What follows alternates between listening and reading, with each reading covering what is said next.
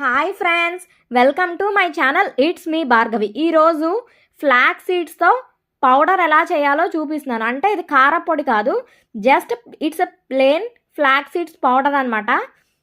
First stove మీద ఒక pan పెట్టుకొని ఆ ప్యాన్లో 1 cup or 1 glass flax seeds వేసుకొని వాటిని వీడియోలో చూపిస్తున్న విధంగా డ్రై రోస్ట్ చేయండి. అవి రోస్ట్ అవుతున్నప్పుడు మనకి స్మెల్ అర్థమైపోతుంది. ఆ మంచి స్మెల్ రాగానే స్టవ్ ఆఫ్ చేసేసి వాటిని కంప్లీట్గా కూల్ అవ్వనివ్వండి. అవి కూల్ అయిన తర్వాత వాటిని ఒక మిక్సర్ జార్లోకి యాడ్ చేసి వీడియోలో చూపించిన విధంగా ఫైన్ పౌడర్గా చేసుకోండి.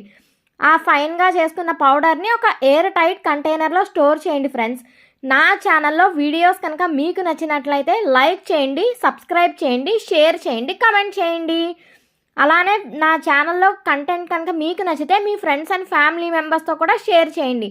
Thank you guys. Thank you.